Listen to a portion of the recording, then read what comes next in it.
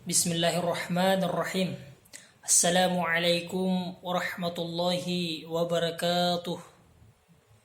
Alhamdulillah. Alhamdulillahi rabbil alamin. Basyaral muttaqina bi anna lahumul husna fid dunya wal akhir. Asyhadu an la ilaha illallah wahdahu la syarikalah. Mab'utsu bir risalatil munirah. Allahumma salli ala sayyidina Muhammadin bil mu'jizatil bakhirah. Wa ala alihi wa ashabihi ahlihi taqwa wa ahlihi maghfirah. Amma ba'd.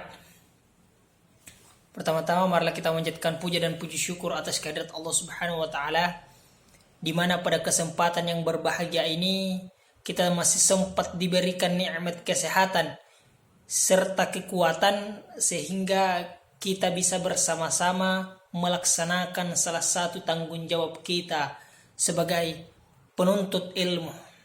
Salawat serta salam tetap kita curahkan kepada baginda kita Nabi Muhammad SAW yang telah berhasil membawa umatnya dari zaman jahiliyah menuju zaman Islamnya seperti sekarang ini. Baiklah, kami dari kelompok 3 dengan tema desain rencana pelaksanaan pembelajaran. Harus kita ketahui bahwasanya pengertian desain pembelajaran adalah diambil dari kata desain berasal dari bahasa Inggris, yaitu DESIG. Dalam Kamus Besar Bahasa Indonesia dapat diartikan ialah kerangka, bentuk, rancangan, motif, pola, model, penataan, dan konstruksi.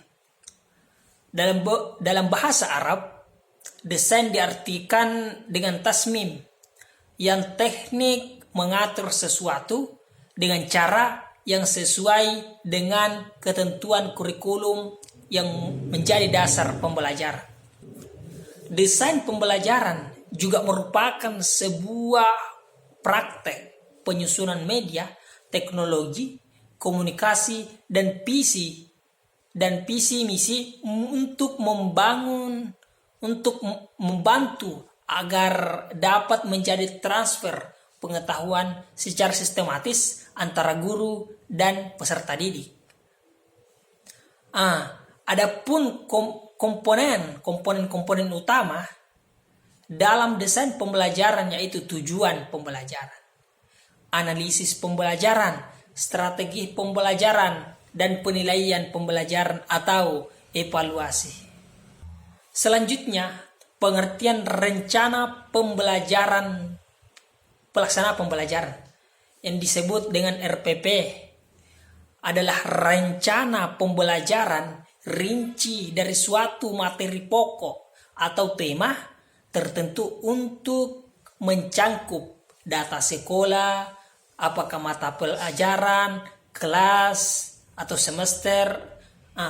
Materi pokok, materi pokok, lokasi, waktu, tujuan pembelajaran, kompetensi dasar, dan indikator pencapaian kompetensi, materi pembelajaran, metode pembelajaran, media, alat, dan sumber belajar, langkah-langkah kegiatan pembelajaran, serta penilaian.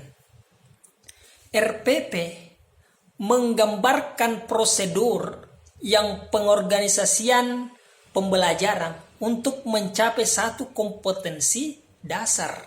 RPP paling luas mencangkup satu kompetensi dasar yang meliputi atau beberapa indikator untuk satu kali pertemuan atau lebih. Berdasarkan Permendiknas nomor 41 tahun 2007 tertanggal 23 November 2007 tentang standar proses untuk satuan pendidikan dasar dan menengah, bahwa pengembangan rencana pembelajaran, pelaksanaan pembelajaran yang disebut RPP dijabarkan dari silabus untuk mengarahkan kegiatan belajar peserta didik dalam upaya